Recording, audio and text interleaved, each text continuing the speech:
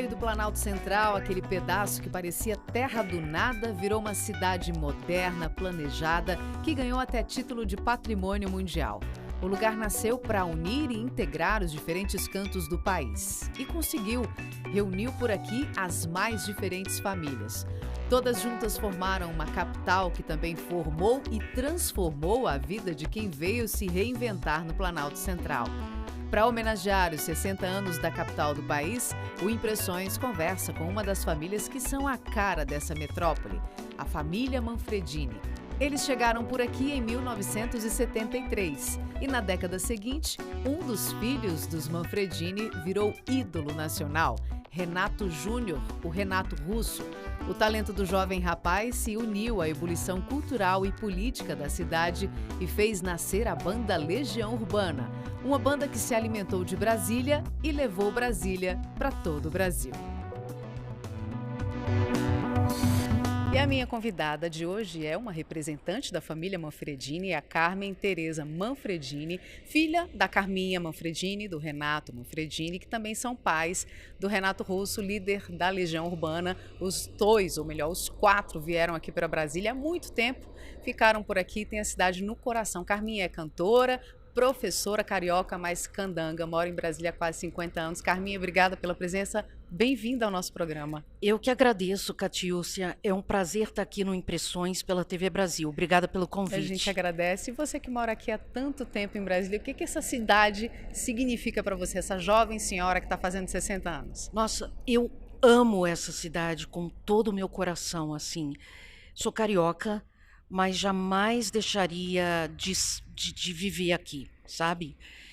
Adoro a cidade, inclusive assim, chegamos aqui em 1973, meu pai veio transferido pelo Banco do Brasil e a gente veio sem família, né? Porque as famílias naquela época, elas vinham só com o núcleo familiar, que era pai, mãe e filhos, né?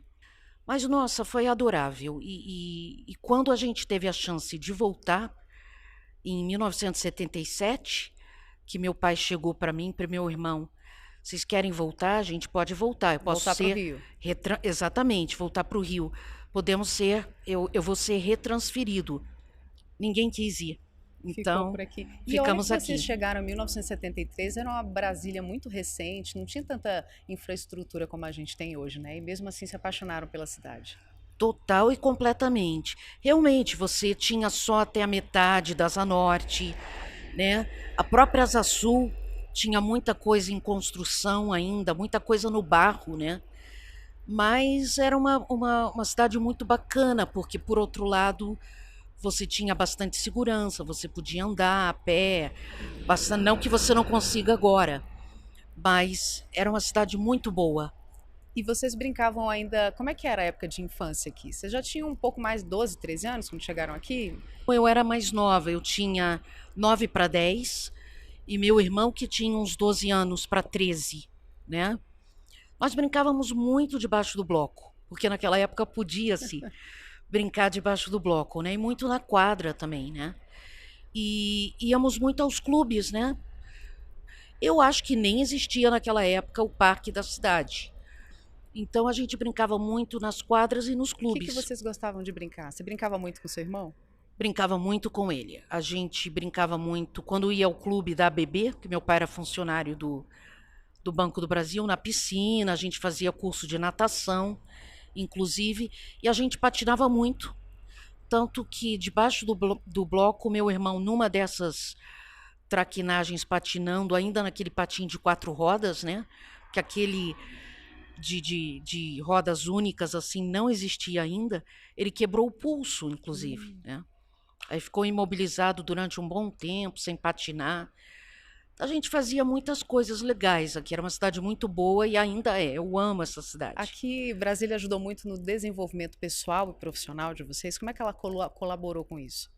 Muitíssimo, principalmente do dele, né? Ele começou a lecionar muito, muito jovem, por conta da nossa estada nos Estados Unidos, né? Nós moramos 2 anos nos Estados Unidos, de 67 a 69, e ele era o que a gente pode chamar de um nativo inglês, né? Então ele muito cedo começou a dar aula na cultura inglesa, aos 17 anos. E a música também, né? E para mim foi também um nicho, uma cidade muito forte para eu estudar também letras, me formar na UNB, letras português e eventualmente vir a dar aulas de inglês e também cantar. E quando é que a música bate na porta de vocês? Olha, a música para ele foi o seguinte: ele, antes de formar o aborto elétrico e mais tarde a Legião Urbana, ele teve aulas particulares. Nós começamos aulas particulares de piano lá no Rio. Então a gente teve curso básico de piano, os dois. Depois, aqui na pré-adolescência, ele teve aulas de violão com um professor particular, que morava pertinho da gente na 103 Sul. A gente morou a vida toda na 303 Sul, né? E aí ele teve uma doença na perna que se chama epifisiólise, né? E que o incapacitou, ele ficou primeiramente de cadeira de rodas, depois de muleta, muito tempo. E aí, quando ele saiu, ele virou um rebelde sem causa total. Ele virou um punk, literalmente, formou o aborto elétrico com os meninos da colina, né? E aí foi. E aí foi formando Legião e Foi todas fazendo a essas carreira. coisas. Você citou alguns lugares aí, antes da gente falar da carreira musical, já que a gente está homenageando Brasília. Você citou a Superquadra 303, na Asa Sul, onde vocês moraram, e também citou a Colina da UNB, que são pontos importantes para a carreira do Renato. Descreve um pouquinho melhor esses lugares e qual a importância, como é que o Renato fez amizade com o pessoal da Colina. Explica melhor para a gente o que é cada um dessas coisas. Tá certo. Sim, a 303 Sul, quadra de Banco do Brasil, né? Porque naquela época era legal Brasília, era tudo muito setorizado mesmo, né? Agora não, as pessoas já se misturaram. E na 303 Sul ele tinha alguns amigos, até do Marista, mas foi na Colina, né, que onde moram os professores da UNB, que ele conheceu o Fê Lemos e o Flávio Lemos, que foram futuramente do Capital Inicial. E ali eles começaram a trocar conversas sobre punk, discos e viagens, né? Porque os meninos tinham morado na Inglaterra, meu irmão tinha morado em Nova York, todos falavam inglês, então ali eles se encontraram intelectualmente, culturalmente e foi Musicalmente formar, também, né? musicalmente, foram formar o aborto elétrico. E depois a Legião Urbana, né? E aqui naquele movimento da colina da UNB não surgiu só dali o Legião Urbana, né? Teve um movimento cultural bastante forte que saiu de lá com diversas outras bandas. Exatamente, Plebe Rude, os próprios meninos do Paralamas, né? Que o Bi Ribeiro era filho de diplomata, o Dinho Ouro Preto também. Turma da Colina, ela se estendeu e veio a formar o rock nacional, né? Que foi tão importante para todas essas gerações. Até hoje está vivo aí, né? Quando a gente fala de Brasília, da relação de Brasília com Renato Russo, a gente pensa nas letras, né? O Renato levou Brasília para o Brasil, falando de Sim. Parque da Cidade, de Taguatinga e outros pontos da cidade. E também cantou o melhor e o pior que a gente poderia ter por aqui. Fala um pouquinho dessa relação da cidade com as letras, com as composições, com a vida musical do Renato. Meu irmão não tinha carro, não porque ele... Bom, com 17 anos de idade ele não poderia dirigir. Mas mesmo depois de adulto, ele nunca quis dirigir, nunca quis ter carro. E era um menino extremamente curioso. Então ele pegava o ônibus e ia parar em Ceilândia, Sobradinho, como se fosse um passeio para ele. Mas na realidade ele estava coletando informação e cultura.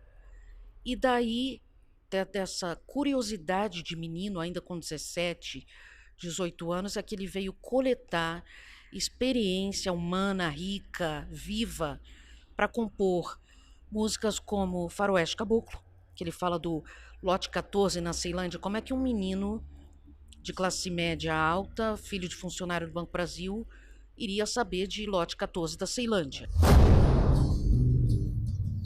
Não tinha medo, tal João de Santo Cristo, era o que todos diziam quando ele se perdeu. Deixou pra trás todo o marasmo da fazenda, só pra ter seu sangue e o ódio que Jesus Melhor você ir embora. Quando criança só pensava em ser bandido, ainda mais quando com um tiro de soldado o pai morreu. E aí ele ia fazer essas visitas e tirava as inspirações para as Tirava as canções. inspirações, o Parque da Cidade, o Faroeste Caboclo. Então ele cantou Brasília de diversas formas e foi muito bacana, muito interessante, porque na década de 70, 80 as pessoas nem sabiam o que era Brasília. Ainda mais uma cidade recém-nascida, né? Exatamente. E ele conseguiu eternizar e hoje tem muito turista, inclusive fãs malucos, que eles chegam... Carmen, Dona Carminha, eu fui lá no lote 14, mas meninos, foi lá para saber exatamente Onde o era ponto o da ponto, música, né? Então, o Brasília então foi muito fundamental para a carreira do Renato, né? Foi. Com toda essa relação. E ele saía daqui mesmo, só saiu daqui mesmo porque a carreira ficou muito grande, expandiu. E aí ele foi para o Rio, né? Mas sempre voltava para cá. Sempre voltava para cá.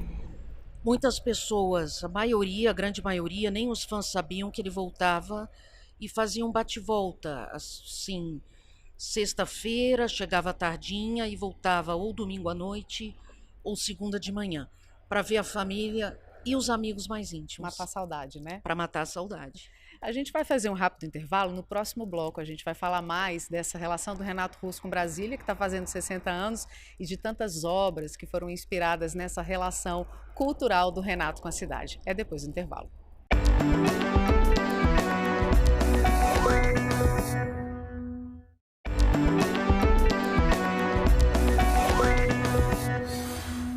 A gente está de volta para falar do aniversário de Brasília, de um filho ilustre de coração da cidade, Renato Russo, e da família Manfredini, com a nossa convidada hoje, Carmen Tereza Manfredini. A gente estava falando no bloco anterior dessa relação cultural com a cidade e os frutos dessa relação, a gente tem até hoje, né? Vários filmes estão por aí falando da vida e da obra do seu irmão. Tem aqui o Faroeste Caboclo, Somos Tão Jovens, tem documentário, ainda vem por aí Eduardo e Mônica. Você viu tudo isso?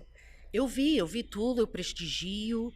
Eu estive com o Vladimir Carvalho em Paulínia, no lançamento do filme dele, né, no documentário, e foi muito bacana. Então, participei das produções, principalmente do Somos Tão Jovens, fiquei 2 meses com a equipe, foi uma experiência fantástica, E o que adorei. você achou do resultado? Gostei muito, muito. Eu acho que, por exemplo, no Somos Tão Jovens, o Tiago Mendonça está literalmente a cara do meu irmão, na mesma idade que ele tinha, igual. Quando nós ouvimos, quando minha mãe ouviu caracterizado a primeira vez no set, ela se emocionou, porque parecia aquele menino que ficava no quarto escutando música, muito parecido fisicamente. Somos os filhos da revolução, somos mulheres sem religião, somos o futuro da nação.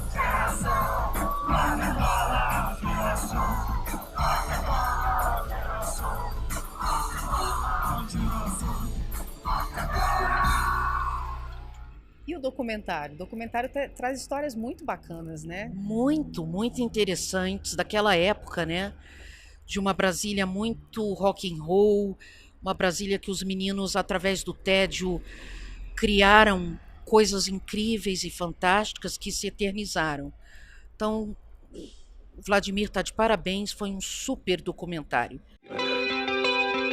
A gente via rock de Brasília, nós não somos do Rio, não somos de São Paulo, não somos dos grandes centros, e a gente chegou lá, e era uma bandeira que a gente levantava com orgulho. Eu comecei a escutar música por causa dessa atmosfera dessa cidade.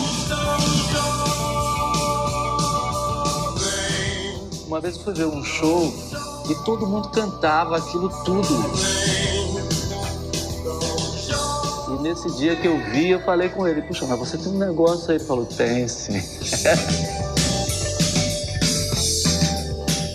Ainda vem por aí Eduardo e Mônica, né? Que infelizmente a gente não sabe se vai ser lançado agora em junho, porque com essa pandemia, todas as estreias nos cinemas, né? A gente é verdade. Não tem nem data de quando é que vai, mas já está por aí para ser lançado. Fala um pouquinho dele também. Eu acho que sim, eu acho que deve ser em junho que eu ouvi falar, mas eu não tenho maiores informações sobre o Eduardo e Mônica. Eduardo e Mônica. Irá dizer que existe razão nas coisas feitas pelo coração. E quem irá dizer que não existe razão? E disso que você já viu, o que você mais gosta? Qual dos filmes você mais gosta?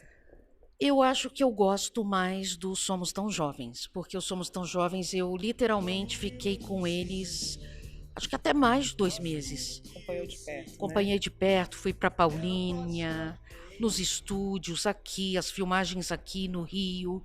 Por falar em aqui, gente, a gente está no Espaço Cultural Renato Russo, na quadra 508 Sul. É um espaço importante. Fala da importância desse lugar para a gente. O que você acha disso aqui tudo? Nossa, eu acho o espaço maravilhoso, ele foi todo revitalizado. Ele é, por ser central, é muito bom isso, porque ele está num ponto central de Brasília, então de fácil acesso para que os estudantes, para que as pessoas aposentadas, elas possam vir para cá. Há oficinas maravilhosas aqui, a gibiteca, a biblioteca, e é um espaço que sempre tem muito teatro, muito espetáculo de dança, exposições. Então isso aqui é fantástico de ter sido revitalizado. E é uma bela homenagem ao seu irmão? Muito, muitíssimo, e foi aqui que eu vi o meu irmão se pendurando numa corda, completamente maluco, num show de aborto elétrico aqui no Galpão, no Teatro Galpão, que é essa sala maior aqui, um show visceral do aborto elétrico, Isso inesquecível. Em que ano, você lembra? Deve ter sido 80, 81. O Renato, se tivesse vivo hoje, né, estaria com 60 anos, recém-completados, 27 de março, quase aí a idade de Brasília, um pouquinho mais velho que ela. Você acha que ele ainda estaria cantando? O que ele estaria fazendo? Cantando provavelmente só músicas muito que ele gostasse, muito seletivas. Ele já estava indo na linha dos discos solos, né?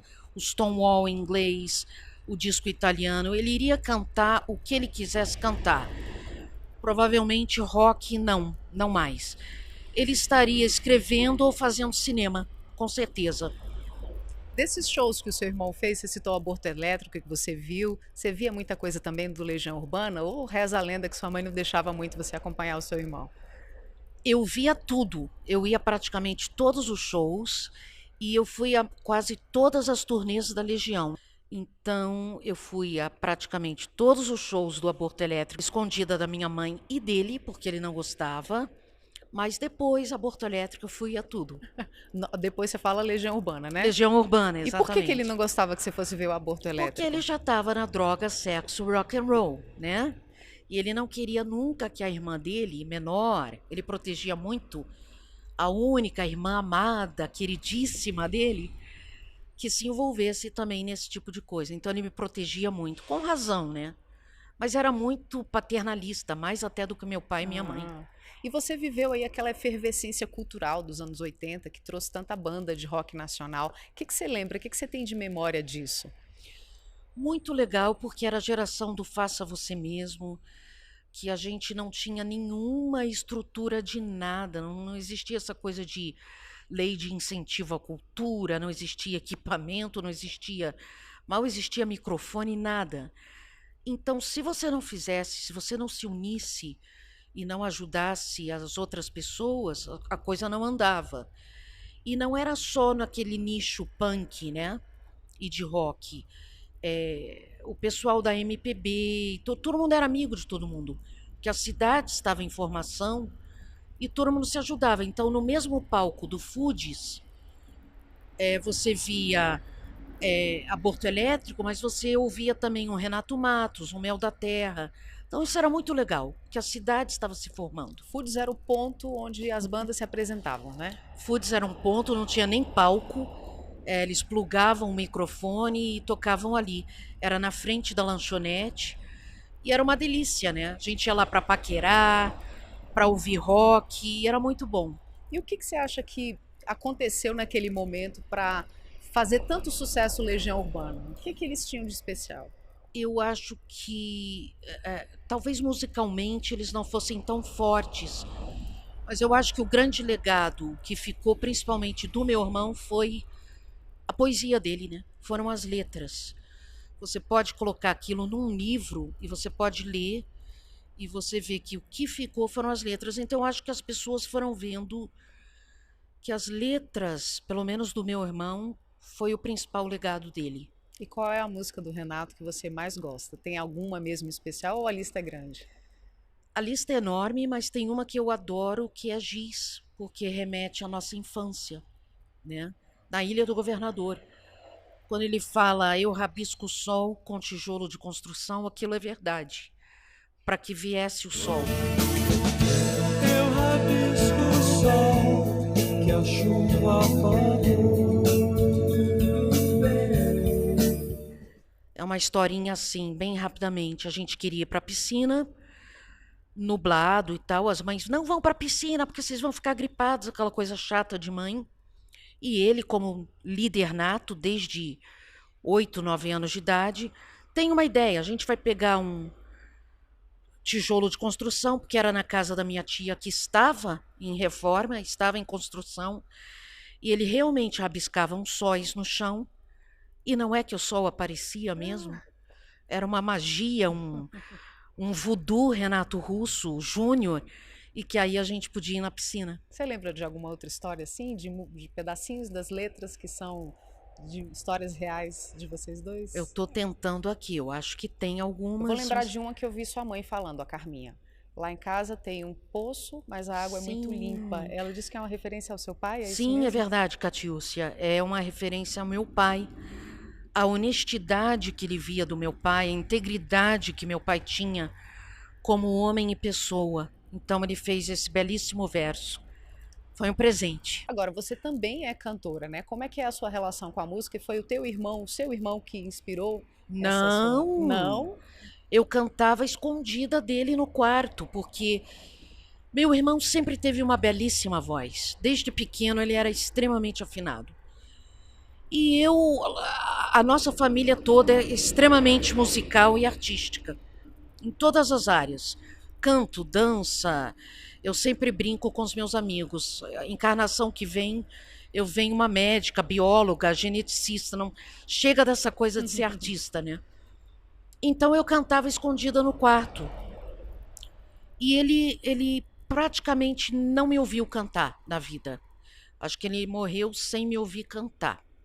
Ele me ouviu uma vez e ele me criticou de uma forma que eu odiei, que ele disse que eu parecia a Yoko Ono cantando, eu odiei, aí eu fiquei mais introvertida ainda no canto, e aí eu fui para os corais. Eu entrei para o Coro Sinfônico Comunitário da UNB, que eu fiquei muitos anos lá, e depois eu fiz parte de um grupo vocal a capela, os Spirituals de Porco, aqui em Brasília, um grupo muito bacana. E depois, o que você fez com a carreira? Ficou por aí, continuou como professora, foi cantar?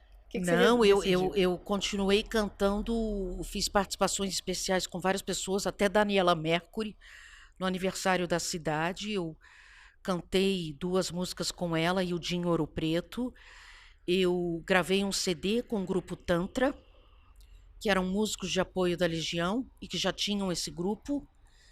E muito legal o CD, O Fim da Infância. E atualmente eu estou no coral do Alexandre Neco. Tem alguma apresentação aí para frente? Acho que tinha algumas coisas marcadas agora para o aniversário de Brasília, né? Tínhamos. Aqui no próprio Centro Cultural Renato Russo, que seria nos dias 27 e 28 de março, 27 aniversário de nascimento do Renato Russo. Eu ia fazer uma participação no show do Cadu Lambac, que foi o primeiro guitarrista da Legião Urbana. E o coronavírus, a epidemia não deixou, né? Mas eu já falei com o Cadu e a gente já se prometeu, essa homenagem ainda vai acontecer. Depois que tudo passar, vocês vão retomar a ideia. Porque eu já cantei com ele em Curitiba, a gente já deu certo na parceria e vamos fazer isso, com certeza. Enquanto isso, a gente tá aí, né, com as plataformas digitais, com diversas músicas, né? Legião Urbana, Renato Russo, tudo por aí. As músicas são sucesso até hoje, né? São sucesso até hoje. Eu me lembro muito bem da gente, a nossa família, achando que aquele sucesso, que aquelas músicas iam ser efêmeras, que aquilo não ia, talvez não fosse muito adiante. não por ele, mas até pelo fator mercadológico aqui no Brasil, né? E As músicas eram grandes, né? Bem diferente de hoje em dia. Eu muito, acompanhei alguns produtores muito. musicais falando isso, né? Alguns artistas, acho que Caetano Veloso comentou, como as pessoas sabiam a música tão grande, né? De quase 10 minutos, como Faroeste Caboclo. Era realmente um fenômeno, né? Exatamente. Inclusive, ela era, fonograficamente falando, radiofonicamente falando, ela era quase que impossível para rádio, porque 9 minutos e foi um sucesso absoluto, né? Absoluto, muita coisa. E não fazia refrão, né? Ele não fazia refrão quase. Então aí eternizadas. Realmente, né? Eu sou suspeita para falar, mas ele era muito bom no que ele fez, graças a Deus. A gente está terminando o programa já que a gente está fazendo essa referência de Brasília, com a história da sua vida, da sua família, quer aproveitar para deixar aqui uma homenagem de coração para essa cidade que está fazendo 60 anos? Eu quero deixar o meu agradecimento pelo amor ao meu irmão e pela família Manfredini, que nós fomos extremamente bem recebidos aqui, somos sempre muito queridos pela mídia, pelas pessoas, e então agradeço pela cidade ter sido tão acolhedora, tão bonita, tanto que a gente ficou aqui e não quer sair nunca mais. Parabéns, Brasília. E obrigada por estar aqui conversando com a gente. Eu que agradeço, obrigada Brasília, obrigada a você, Catiúcia, ao programa Impressões e à TV Brasil. Obrigada, a gente que agradece. Agora tem que ser a distância, né? Então, obrigada, Carminha. Obrigada, um beijo.